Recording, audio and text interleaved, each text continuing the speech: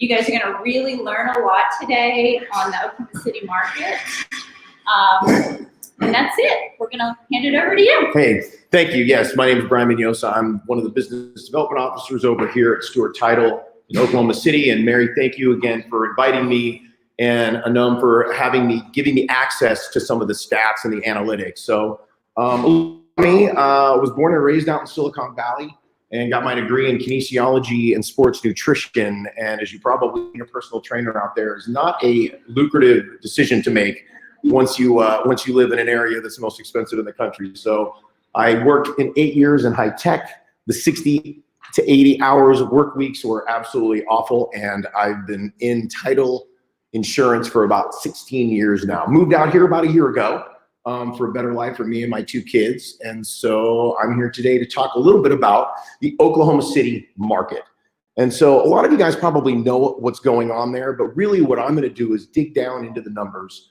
I came from a PowerPoint world where the more deck slides you had, the better, but I realized that most people start losing them about 10 to 12 slides in. So I've only got 12 slides on here, which is great.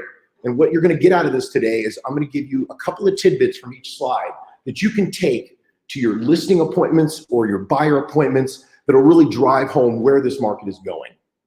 Slide. So let's talk a little bit about the market. So these are the October numbers. What I did is I actually took the time to merge the 3 counties together. You've got Oklahoma County, Canadian County, Cleveland combined. So median sales price currently right now in the month of October is $211,500. Active listings were at 2,659, pendings 2,213, 2,048 closed. Percent pending, which I'm going to go into because a lot of people don't understand that number and what it's for, but 45% pending transactions. Days on market right now, 9.3. That's across all 3 counties. Days on market is 9.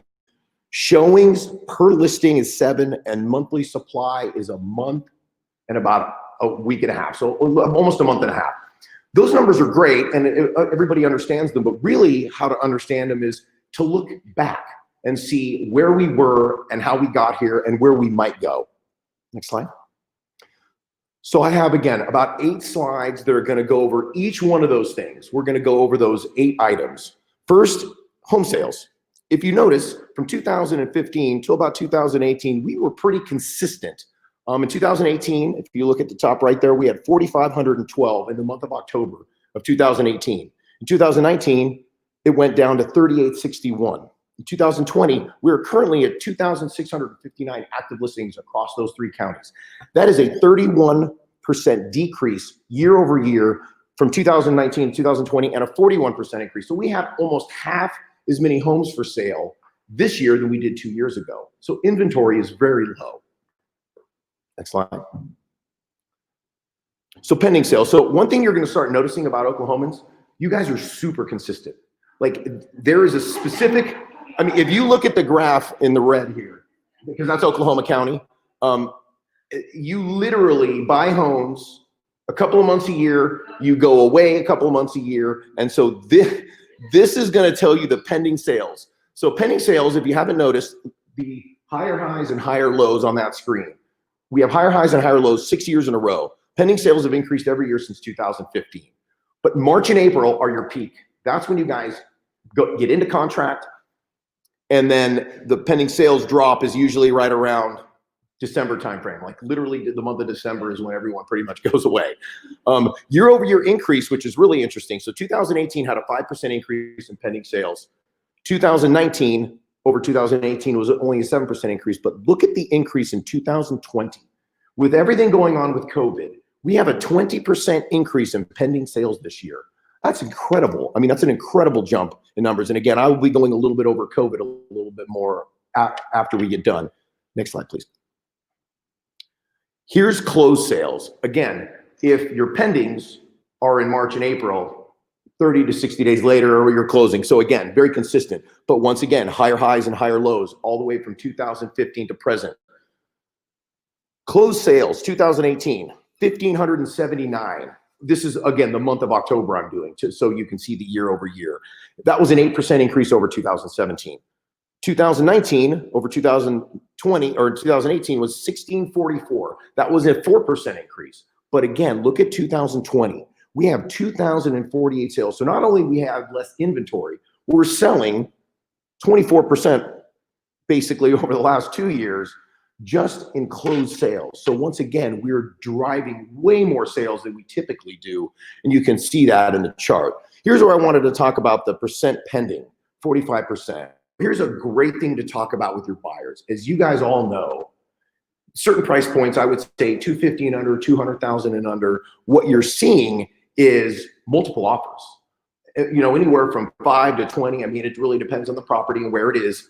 But when you see that, what's happening is so many homes are for sale. So when your buyers are driving around, let's say they don't have an agent, they're driving around, see yard signs, they see yard, and I'd really like to make an offer on that home. 100% of the time, they can't. It's already pending. So that's why they need to use an agent. That's why they need you. Stop wasting your time calling a sign and, hey, I'd love to make an offer. Oh, I'm sorry, it's already pending. Get with an agent. Use us, because as inventory drops and percent pending goes up, it could get worse. Just a quick tidbit, California, since 2012, in the county that I lived in, was anywhere from 70 to 85% pending. There was less than a month of inventory. So when you're driving around, basically every house you look at is already pending. So you had to use an agent. But I want to let and stress it for you guys is, don't try to go it alone. Make sure your buyers know, hey, use us. We're only going to send you the ones that are active. Don't waste your time driving around looking for a property when you have something at 45% pending. Sales price. So here's an interesting one too. So from 2015 to 2018, we basically tracked what inflation is. Inflation is typically 2 to 3% a year. Notice 2016 was about 2%. The median sales price combined for that year was 164. It was a 1.9, almost 2% increase. 2018, 3.3. But what happened the last 2 years?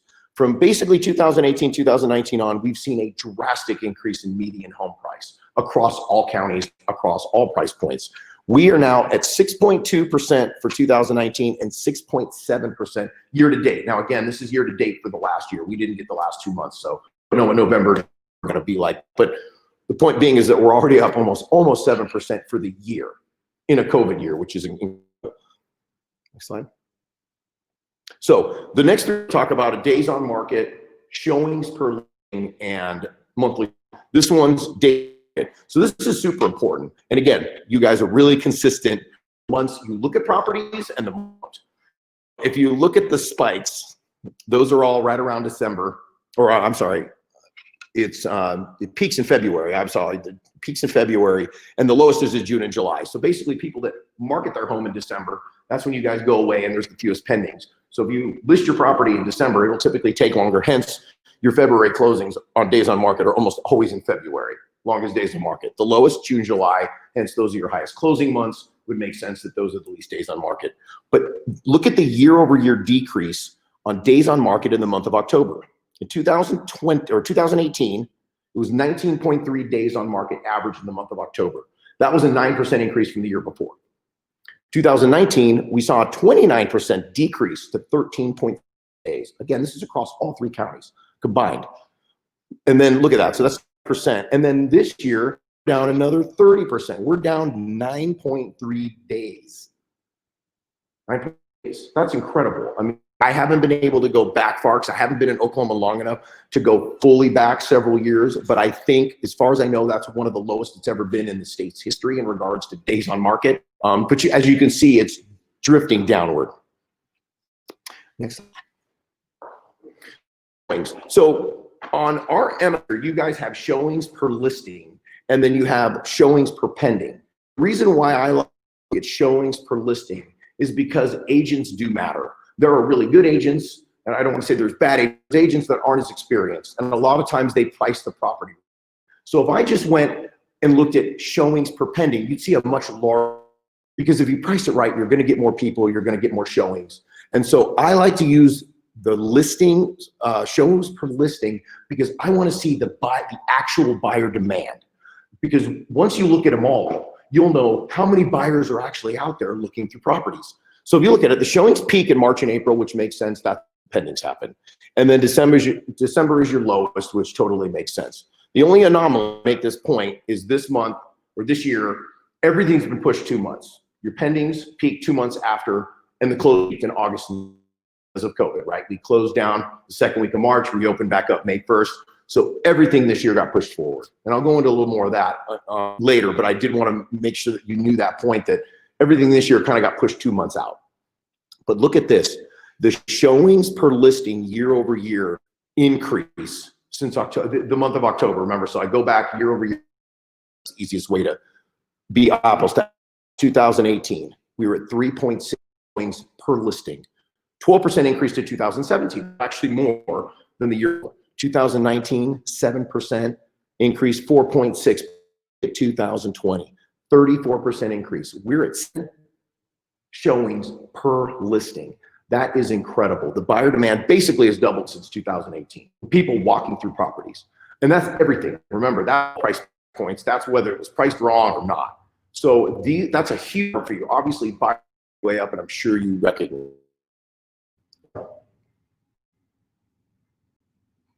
This one's the one that you guys are really seeing the pain. If you look from 2015 to 2018, the monthly supply stayed really consistent, basically between 3 and 4 months. And what I've seen so far is 3 to 4 months is what we balance market in the Oklahoma metro, meaning there's enough buyers and there's enough sellers, it's balanced. It's really not a buyer's market. That's what I've seen so far. Jump in anytime I'm wrong, but that's kind of what I've seen so far. It starts drifting down, it becomes more of a seller market, obviously, and once it goes way higher, it was more of a buyer's market. But look at what happened in 2018. It has drastically dropped. We are currently sitting at 1.3, again, a month and about a week and a half, 5.5 weeks is it, of inventory. That means if no new properties came on the market in 5 weeks, we literally wouldn't have a home to. So that's pretty incredible how low that is. But year over year decrease, look at this, 2018, 7 months is where we're at. That was a 13% decrease from the year before. 2016, 2.2 months, 1.3. So this is, again, kind of unprecedented for this era. So I wanted to kind of throw out some opinions on why I think it's this way. I've got 3 things that I want to think about. First thing, people go, well, what about new construction? Could you hit the next slide, please? This is my. So I wanted to find out, maybe there just aren't a bunch of new homes for sale, right? Maybe they just aren't constructing as many. I've highlighted 5 things on here, but notice there's 11 years on there. And I highlighted anytime there was a month with over 600 homes built that month. Notice that year, 2013, 2000 had the most at 6,065 homes. We're on pace, we're at 5079 now. We're on pace to either have the second highest or the highest for the year. So we can throw that one out. They're not the best homes. So here's my opinion. We're building homes, so it's not construction. So I think there's 3 things. So talk a little bit about COVID. So obviously COVID, when it hit, I actually thought home sales would be non-existent. I really did. I thought, who's gonna wanna walk through homes? Who's gonna wanna buy homes? And I was totally wrong. I mean, we were all, I think, probably wrong. We had that 6-week slowdown where no one was walking through homes, but with dropping to 2.75 from like 3.5, it gave massive purchase power to people. Forget with COVID, unemployment went to 20%, give or take. What we forget is that's the glass half. 80% of us are still working. 80% of us had a job that wasn't going away. 80% of the people were considered essential workers. So with that being said, and a stable job, what would you do if you just gained $30,000 in purchase power? And payment's gonna be the same, but I can buy a house that's $30,000 more. So what we saw instead of panic is opportunity. So that's something that I see kind of a driver as people saw opportunity. Number 2, the senior. I have something close to home. So I moved here. My ex-wife's parents live here in Edmond. And so I decided to have a better family. That's why I came here. They were going to list their house in March. They were an empty, they've got a 1,500 square foot house on an acre and a half, and they don't manage anymore, and they were done. They were going to list their house in March. Guess what? They said, you know what? We're in our 70s. We don't want anybody coming through. And they decided to hold off until next year. I have several other agents that work with the senior market. Every single one of them told me that they had some, not all, some that decided not to sell. So I think that's one area where we just don't have that inventory. They were basically, a concerned citizen and decided, you know what, I'm more at risk and I'm going to hold off. So we know a portion of it's there. I think the millennials are getting into where they're starting to create family units. They have more power. They're student lower. So they're coming into the market as now it's like, hey, again, I have more purchase power. Now I can buy. So they've been eating up a lot of inventory as well. And then we have the out-of-staters. You got to remember, I came from California. And so Oklahoma, technically my first choice, but when I started looking into areas where I wanted to live, but you got to understand, that's what people think, unfortunately. Just so you guys know, I love it here. But Californians, they love Idaho, they love Colorado, and they love Texas. I have 4 friends that moved to Idaho. My best friend moved to Austin, Texas. And one of my other good friends moved to Colorado Springs just in the last 4 years. So people are migrating out of California. Oklahoma is that missing gem. Oklahoma City is a place where it's very affordable. If your rent, what you pay mortgage is very similar. If you can come up with the down, you can live here on a very decent income. You have to make thousands of dollars to have a life here. And I think what's happening now, and you're seeing more and more Californians start coming here, is the fact noticing when I started looking at Austin, Texas, and sales prices in these places are almost what they are here. So the bang for my buck here went a lot farther. My quality of life here, I personally think, and don't get me wrong, anybody in Colorado that's saying that, I love Colorado too. But I really do believe that people are going to start seeing this as a place too. And so we work with a lot of, obviously, some builders. And so I've been when Parade of Homes came around, I polled a couple of the builders and they were saying that people sight unseen from California just these last few months coming and buying. I was like, are they buying them as rentals? Like, are they buying them as investments, or are they moving here? To me, that's important. I want them to move, because what happens when they buy rentals is they take their California, they drive the prices up, and then they don't work here. So it makes it makes harder for us to live. And they said, no, they're actually moving here. So these are people that want to leave that rat race and come and have a better quality of life. So I think that's, in my opinion. And again, you guys have lived here longer. Those are the 3 dynamics why inventory is really dropped, and why we haven't seen a really big increase. There might be other caveats. These are, again, just my opinions, but this is kind of what I'm seeing in the marketplace. And I'm pretty much done. I have a couple other things that I can talk about, a lot of numbers. I'll do a question and answer, but just a quick caveat. I have now pulled up the urban core and I've broken down all the zip codes by price point. Because unfortunately, when you jump on MLS, the price point for graphs they do is like 0 to 83K, 83K to like 125, 125 to, 190, and then 260. It's 200,000 and up. I mean, that doesn't really tell you market.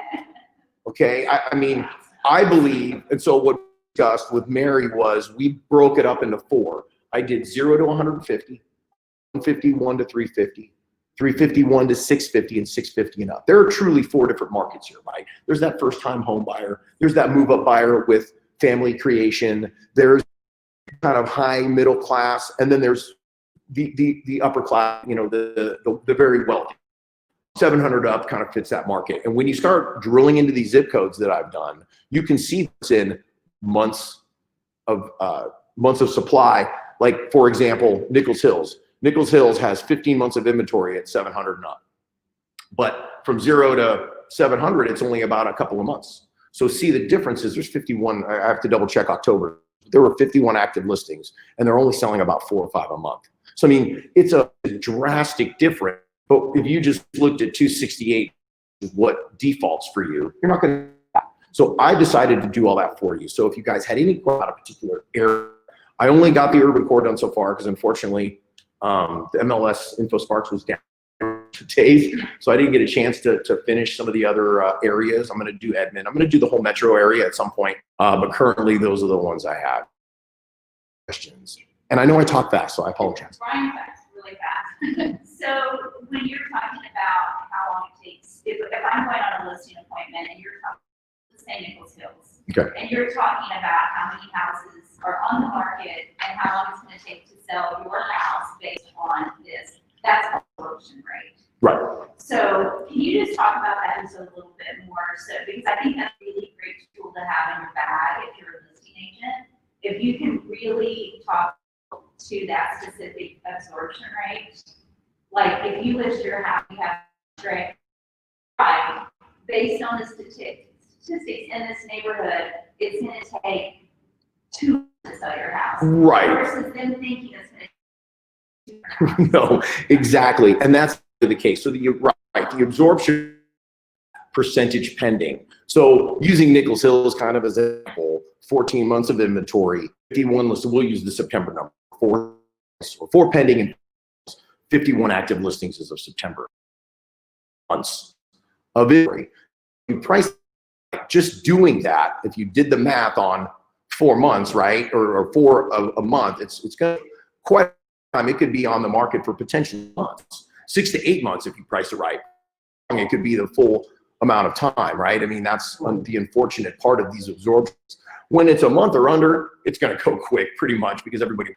It's super important to price a property right based on the supply. How many people are actually looking in this area? Now, I know we were talking yesterday about October had a nice spike, and I haven't been able to actually look at those numbers. I think there were much more sales in the high end in October than there were in September, which is great news. That means they're absorbing more of it. I think people have maybe brought some prices down in the high end and they're starting to absorb that. I'd love December.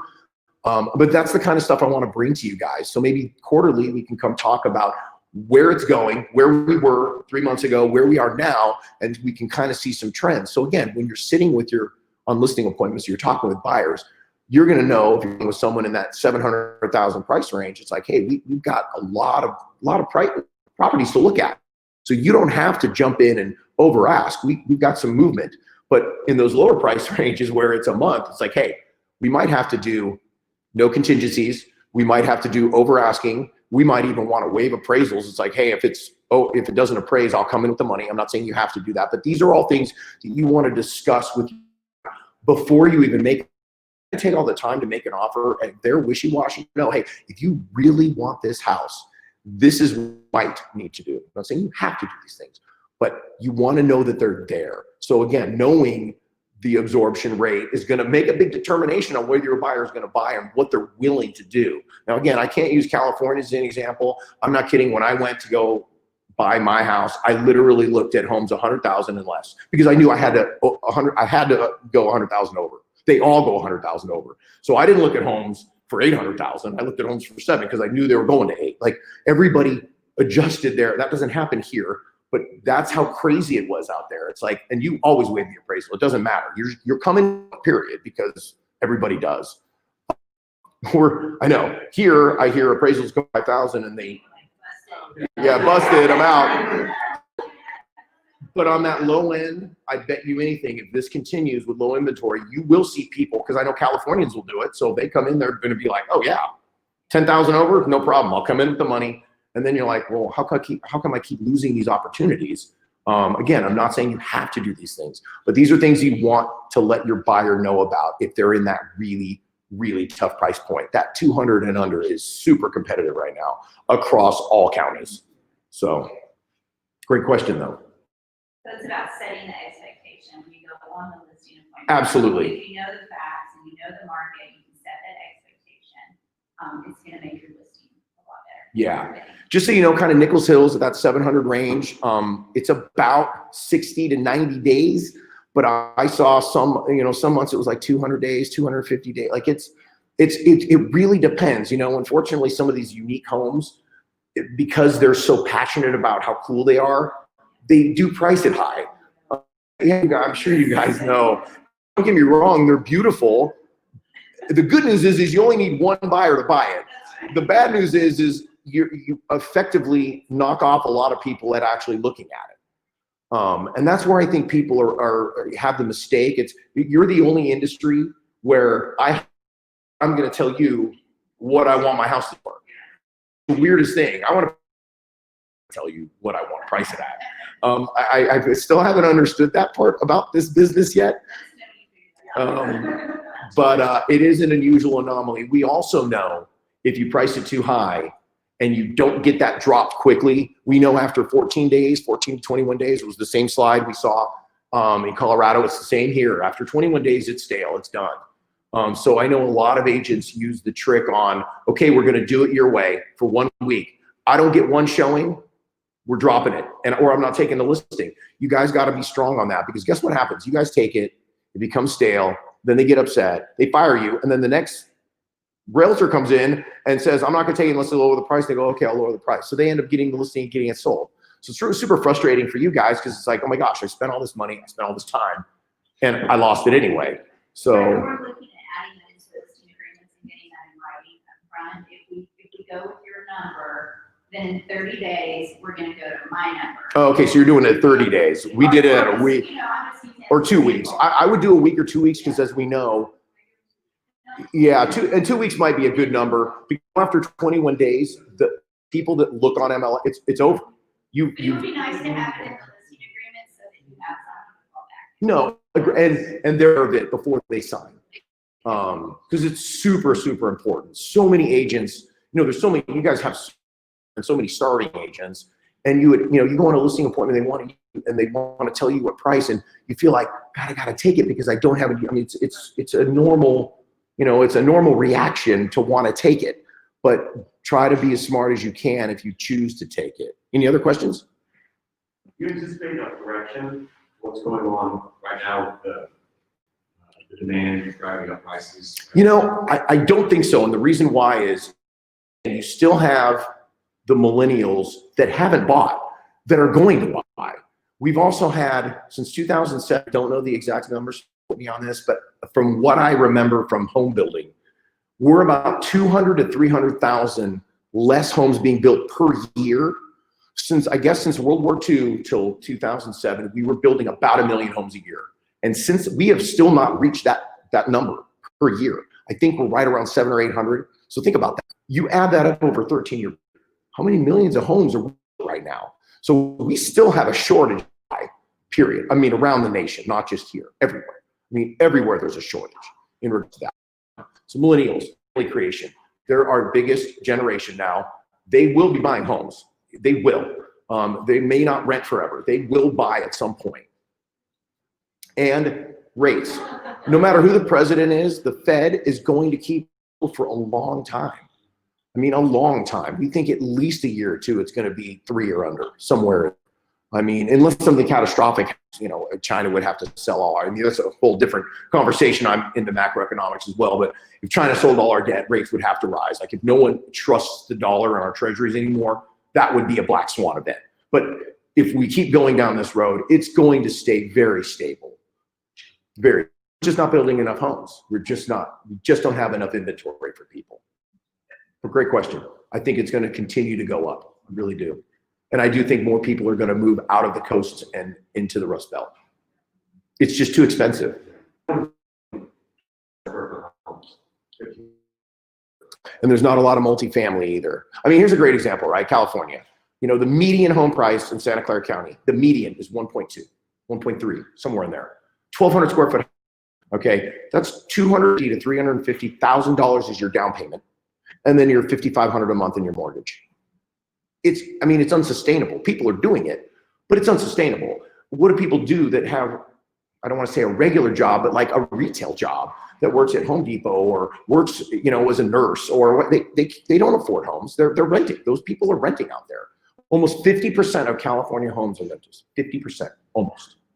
People forget that. No, most people don't own. I think it's probably closer to 65%. I'd have to double check that. It's a good question.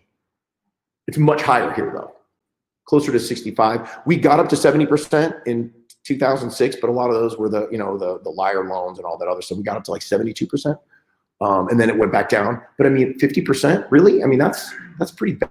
In California, you either have or you haven't. It's really you're either really wealthy or basically in poverty. $110,000 a year is poverty out there. Think about that. $110,000 is poverty, paycheck to paycheck. So you got to hustle. That's why, I was working 80 hours a week sometimes. It was crazy. Side hustles are huge out there. You have to have 2 jobs. You just literally live. So Any other questions about Oklahoma? There's a question online, what is the percentage of homeowners to renters in Oklahoma?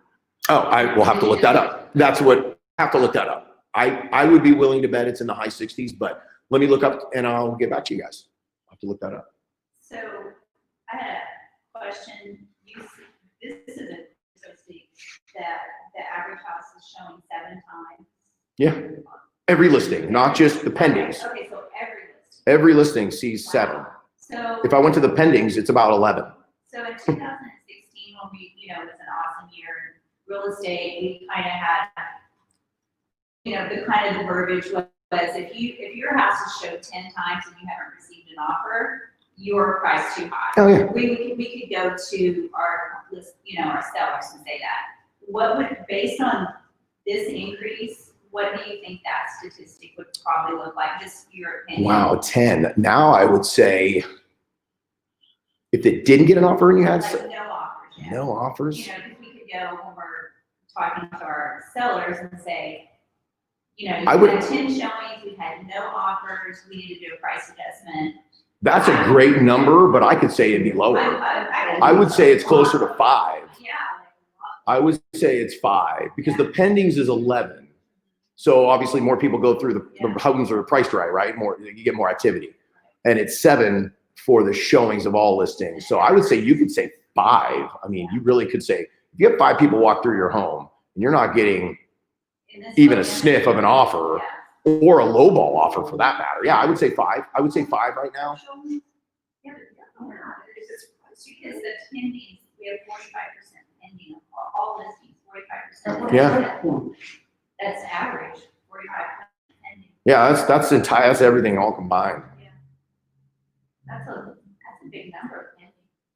Nichols Hills was the highest though, so far of the ones I've looked at, like the Heritage Hills, Vesta Park area. The high end was a much lower. I think it's only 3 months in Heritage Hills for active inventory. So I mean, Nichols Hills is a whole different beast compared to, and that's why it's important to be able to dig into these. And so if you do have other questions about certain specific areas, moving forward, we'll be able to jump into these and really dig down and go, oh, cool, I've got some listings, buyers that want to look in this area. You'll have some great stats for them to share in regards to positioning, right? It's all about positioning yourself.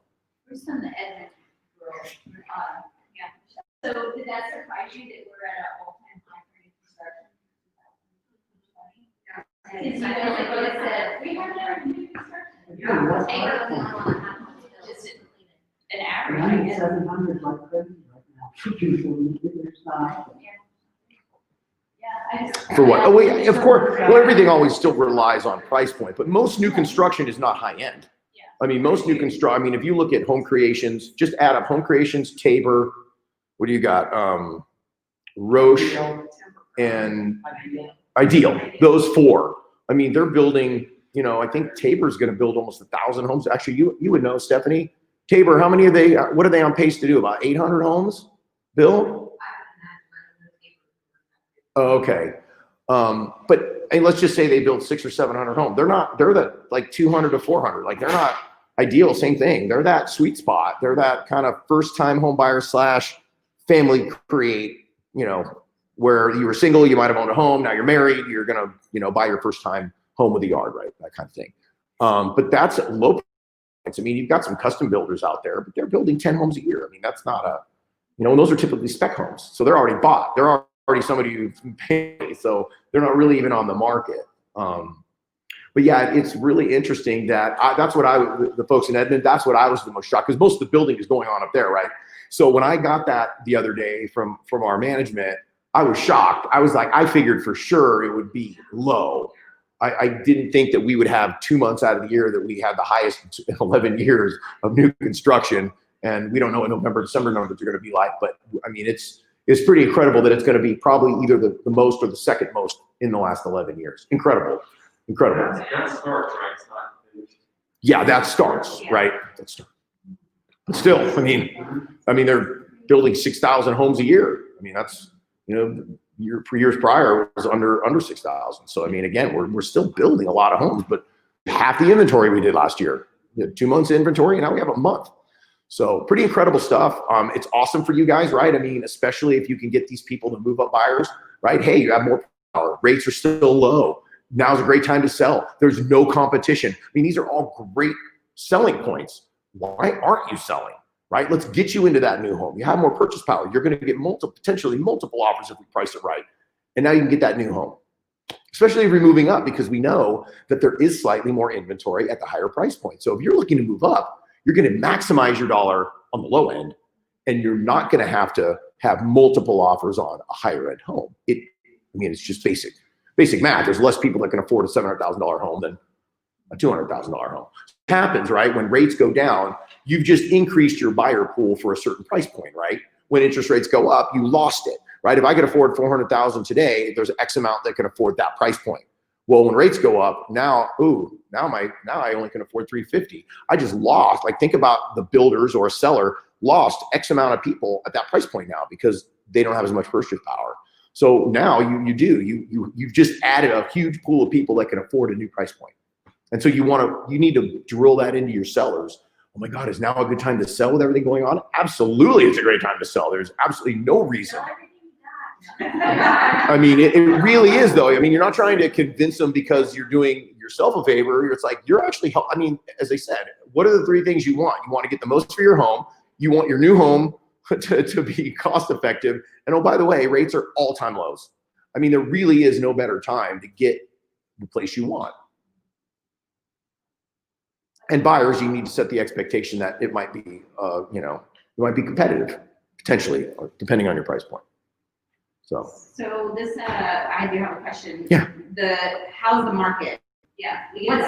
Give us some Three nuggets. 3 nuggets. Give us 3 takeaways or simple ways to answer that, other than I think all of us just say, oh my God, it's crazy. Yeah, well, kind of the 3 things I was saying. You have a lot of out-of-state competition right now coming in. And it's people moving here, which is totally different than a lot of places where you're looking to just buy, like if it's more of a recreational community or a tourist destination, a lot of people will just buy up and drive the prices up. No, these are people moving here. So you're competing against people that are actually coming in and moving. It's hot because you're seeing more and more millennial buyers. You're seeing that 25 to 40-year-old group buying more of these homes up. And it's a hot market because you got to remember that a lot of the seniors haven't sold yet. So next year's going to be great. We are going to have more inventory. So I believe it'll be a little bit more balanced, but yes, it's crazy because we have all these dynamics coming together. It's crazy because seniors aren't selling. It's crazy because millennials are buying. It's crazy because we have out-of-state people coming in that weren't typically here. And so, yeah, it's awesome. It's an awesome time to be in real estate. If you're working with buyers or sellers, it's great. The word we used to use back in California, and I think it's now applying today with where the monthly supply is, I go, you have to create your own inventory. You can't complain about, I have nothing for my buyer. I have nothing for my buyer. You've seen everything already. You know what we used to do? Because it was like that for 8 years in a row. Go create it. We door knock. We basically they'll mail to specific neighborhoods and say, I have a buyer that wants to live on the street. I can't tell you how, and I've already had, by the way, I've had 3 agents here, double end deals by door knocking. I have a buyer that wants to live in this neighborhood in this street. If you know anybody, here's my card, and just knock it. Double-ended deals already. That was super common out in California. It's starting to happen here because agents are calling me and going, I can't find anything for my buyer. What can I do? Here's what we can do. What area do you want to look at? I have a tool that will basically snapshot a neighborhood and say, here's the highest propensity of sellers live here this long. This is your group to go door knock. You're not knocking everybody. You want to knock the right door, not every door. Or you want to mail to the right door, not every door. So those are the things that I send you, right? Those are the people you want to say, I really have somebody who wants to live in Heritage Hills. They love your house. Ready to go. You know, if you're interested, let me know. What happens is they'll close the door, they'll take your card in. A lot of times they go, God, I had no idea. I can get this much for my house maybe. Wow. And they'll call you back. It's not going to happen every time, but I've already seen it happen. So let's create our own inventory, guys, right? It's up to you. It's not up to the market or the Fed or any. We need to let the consumer know that it's the right time. And hey, there's opportunity here. And as I said, out there, you have to create your own, or you're never gonna get anywhere. So I mean, again, we only have 2,000 active homes. How many agents? 6,000 agents? Yeah. Is it the Metro or Oklahoma County has 6,000? I'm not even sure. That's a great question. A lot. So let's just say there's 6,000. There's 2,000 active listings right now. Okay, there are 2 transactions, so there's technically 4,000 total transactions. So basically this month, 2,000 agents are going hungry. And that's how you have to look at it, right? So we can either complain and say, well, I don't know what's going to happen. Maybe we'll get more inventory. No, go get it. Let's go get it. Let's get out there and let people know what's happening in the market and go get your own. And it works. Trust me, guys, it works. Market yourself, Facebook, social media, not just talking mailers or door knocking, but I mean, every medium. Let people know now's the right time, right? Now is the right time to sell. You've got all these great things to tell people why it's a great time to sell or why it's a great time to buy. So we can always have something to complain about, right? When there's too much inventory, we complain. When there's too little inventory, we complain, right? I mean, it's just kind of funny how real estate works, right? It's very hard for it to be perfectly balanced. You know, So- you said that you're very consistent month up, month You are, down. it's crazy. You know, what we call that, we call it rich poor. But those charts never look that way in the county that I grew. I mean, they're all over the place. It's so sensitive on price and interest rate that the peaks are all different. Here, it's super consistent. So you guys know now, right? When somebody says, I really want to list in March or April, February is the month because inventory is typically the lowest, less competition, guys, because March is when obviously everybody starts going out looking, right? The weather gets a little bit better and they start driving around. Well, if you wait till the end of March or April, you potentially missed where there's less competition. I've got 5 houses that look just like yours in the end of March, but I might only have 2. And if you want to buy, what are you going to not put an offer on that house? There's only 2 available. So you have that worry of, well, somebody else might get it. I need to buy it. And that's why you see the days on market drop drastically after the month of February. So you want to be up. They always say after Super Bowl. I don't know if you've heard that. Is that a statement out here? List right after the Super Bowl, second week of February, somewhere in there. Yeah, that's your striking point. Inventory's low, demand is going to go up. People want to be in before the school starts. Now school starts in August. So notice June, July, May, June, July are the highest close sale month because you got to be in before the school starts. So you guys know how this works. Like, start taking advantage of that. When people say, "Oh, I want to do it late spring," don't wait if you can. If you can, don't wait. Let's do it now. Strike while the iron's hot. Not when everybody else is, trying to sell their home and the inventory is a lot higher, which typically happens in the summer months. Am I going over time? Are we good? No, you're Okay. great. We have about a minute left. Okay. Can you give everyone just maybe a little bit of idea? I mean, I would love to have the chip in your brain, but can you tell us the best way to pull just some general stats? I would love to. Is there a way you can, I'll do it in real time. Is InfoSparks up? I don't know. Do you want to try to load it real quick? And I'll quickly Was that show something you would like to do?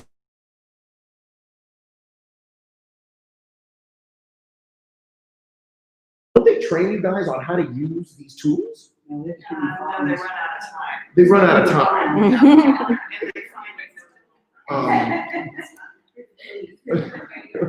Because I go in and talk to agents all the time about, like, if you want to be a neighborhood specialist, it's like, how do you find out how many sales somebody really has? I'm like, well, just add a column, put the listing agent full name, which is something you can add, and then click it and it sorts it. And they're like, oh my God, my agents were all drilling in one, and there's 60 listings and they're clicking on the number. And then they go, oh, it's this person, clicking on the number and then counting. I mean, how long that takes? I'm like, literally, they go, oh my God, I didn't even think about that. Yeah, let's add a column, select and go, oh, they have 6, they have 2, they have 5. I'll help you guys with all that. And you can set it as default. See, it's still down. We're still One of the things experiencing, that we have problems with in MLS and teaching is we have 6,000 agents in this town. Yeah. And you go to a class or something at MLS and it's on looking up something on the computer and 45% don't even have a computer. Yeah. Don't have a computer. Yeah. They don't know how to- So, They just don't know quickly for you guys, when you go to InfoSparks, the InfoSparks, I'll just kind of narrate to you a little bit. So in InfoSparks, you can do it by county, you can do it by zip code, and you can do comparisons. So InfoSparks is, it's that one right there. It's been down for 3 days, guys. I can't help you there. But you populate a zip code in there, and then it'll compare it against the entire MLS of Oklahoma. So let's say you just pick a zip code, 73116 or 73103, whatever. Then it gives you these like generated price points and they give you 4 stacks that you can look at. You'll click on each one, but they're terrible. Like, so you hit the custom button and you change it from 0 to 150. I change it from 0 to 150. Next one's 151 to 350, 351 to what? 650, and then 651 and up. And then when you hit sort, it pulls them all up for you. So now you're seeing the numbers for each one of those price points. And then on the bottom, it was just like my slides where there was 8 choices. I could see median home price for that group only. So from 0 to 150, here, let me actually, I can You just wanna show do it. that? Let me show my spreadsheet real Okay, quick. give me one This will make a lot of sense when I show it to you. I realize you can do share So screen. this is what I am doing for you guys. I'm spending a lot of my free time on it, but I enjoy doing it. So I'm big into statistics. My dad, as I was mentioning, my dad was a double major at Stanford, at statistics and chemistry. So I ended up with that part of the brain, unfortunately. So here, so I know this is a lot to look at. This is a lot to look at, but so I broke it up here, 73103. 0 to 150, 150 to 350. I went back all the way to 2015. Active, pending, sold, average sale price, pending percentage, days on market. Obviously, if there's an NA, it means there weren't any. But you can kind of see all the numbers. So it gives you, and I kind of was highlighting them in red. So what it does is it kind of gives you an idea, oh, what's happening? 3.8, 4, notice when I get up to higher, 7.1. So like if you're looking at this price point, 651K and up, here's where you can kind of see, look, there are a lot of months with no sales at all. I mean, it's just, there's not a lot of homes in that range. But look, there's 13, as of September, there were 13 active listings, no sales, or 1 pending, 7 months of inventory at that price point. But notice this price point's only got 4, 3.8, and then 0.4. I mean, 0.4 in the 150 and under. Like, I mean, there's just no inventory. So this is what I'm doing for you guys so you can really understand. So when you're looking at it on that InfoSparks, I've exported it out so you can see it in a chart, and then you have the actual numbers here. So you can kind of look and go, wow, this is what's happening in this price point. Because as you can see, every zip code is this way. Every price point's different. Every active, pending, sold's different. And this, again, will give you guys some great understanding. So if you guys want to do it yourself, you just got to customize it, and then you click it, and then all you got to do is click the bottom for, I want to see days on market. I want to see, and it'll graph it all for you. You can even do it, with multiple zip codes like I did. I did it by county. You saw the 3 counties on there. Or you can pin it by map too. Yeah, there's all a bunch of different ways you can do it. Yeah. This is blowing my mind. Yeah, that Wait. spreadsheet is overwhelming. Yeah, it is. No, that's why I don't show it. I just want to talk about it. I had to do all that by hand.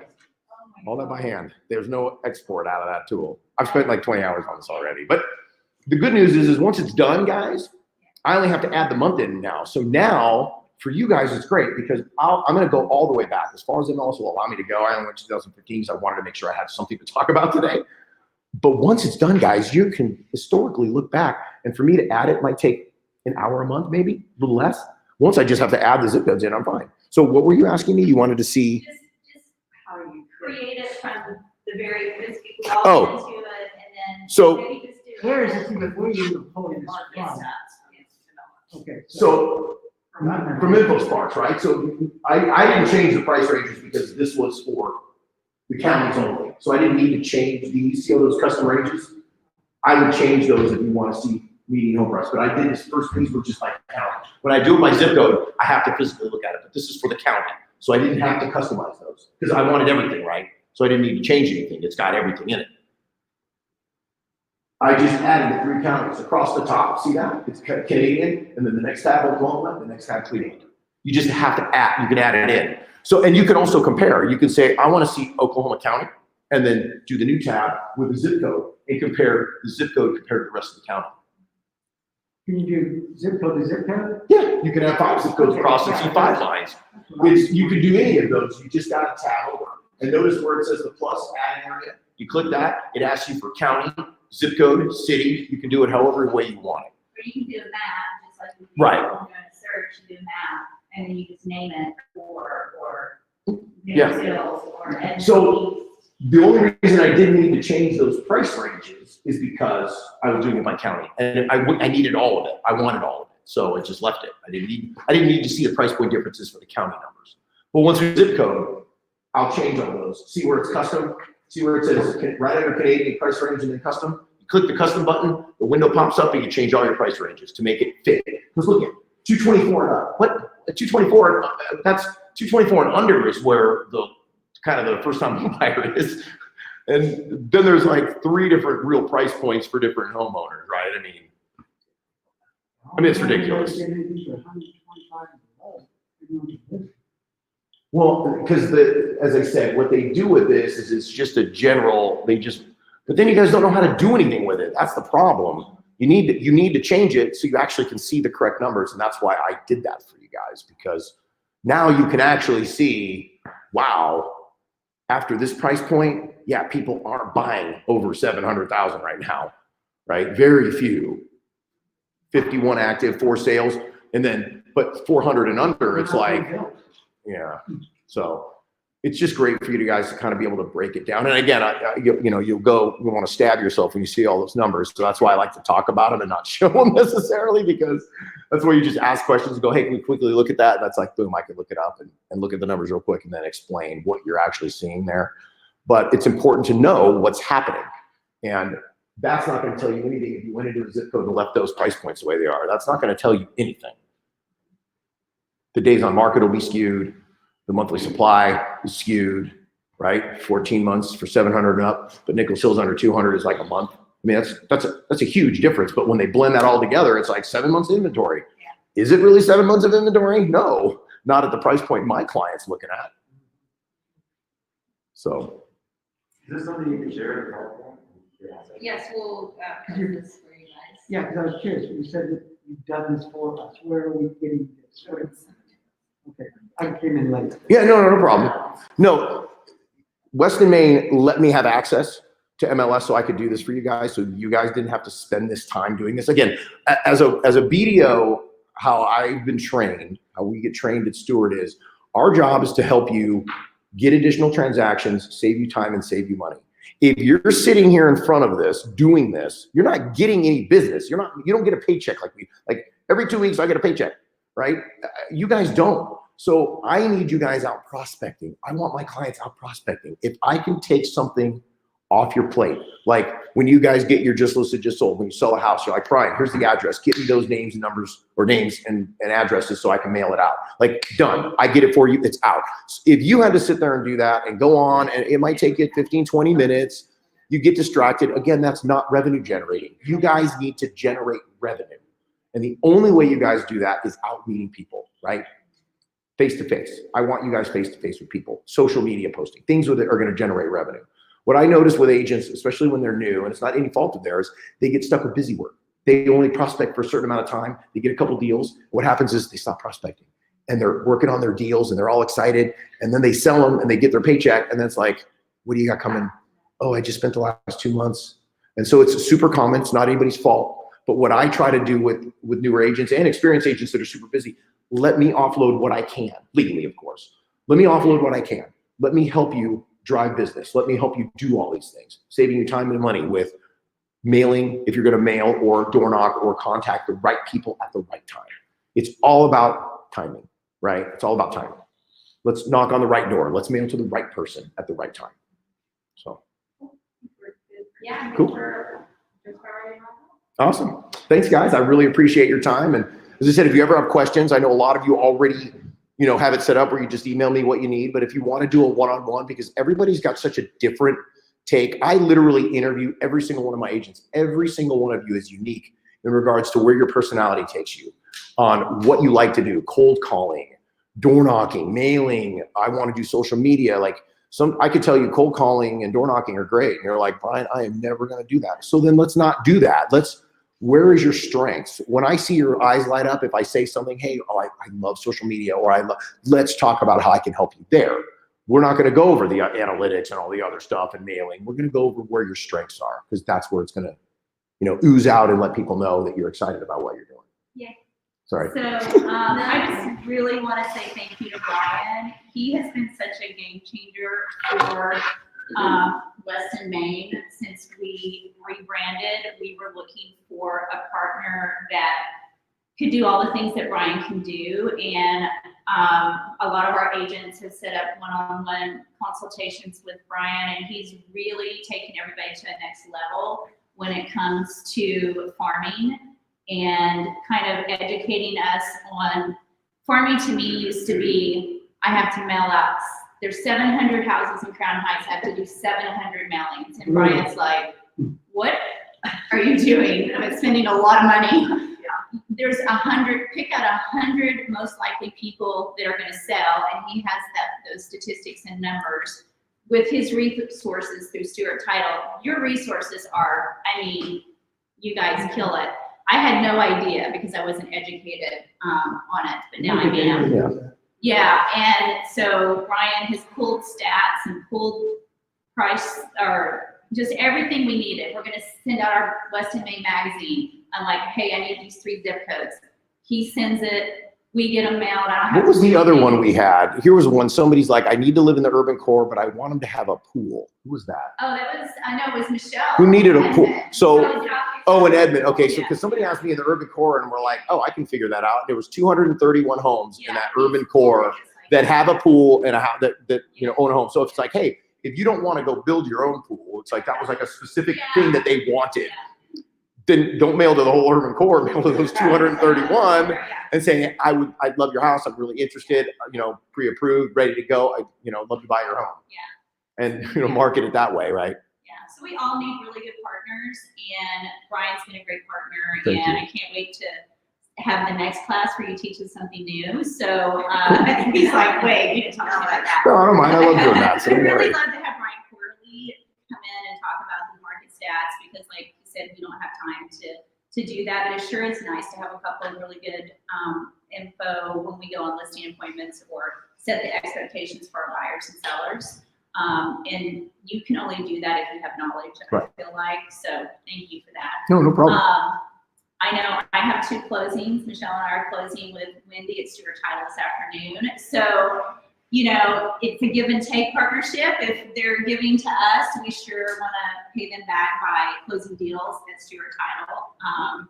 So thank you. Yeah, no problem. I'll see anybody there this afternoon, of course. And let me give you my cards. So Info, that was awesome too. I can't leave Bo out.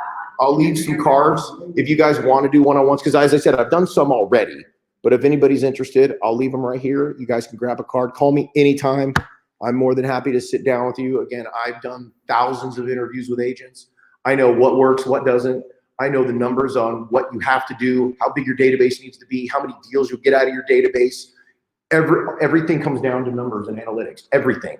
So if you want to grow your business X amount, I can tell you exactly what you need to do to get there. I mean, it's just broken down. And because I've had so many people tell me what's been successful and works, I can share all this stuff with you. I've got an immense amount of information to share on how to help you be successul. So. Well, I know we have some visitors here today. We're in our new space. Yeah. We've been in maybe 2 weeks, I think. So we'd love to have you guys stay. Have Ryan also brought yummy stuff and coffee and pastries. So thank you again for that. Yeah, no problem. So enjoy the space, take a look around, mingle. I haven't seen my agents in a while either. We haven't got together. I think we've had 1 coffee in this space. So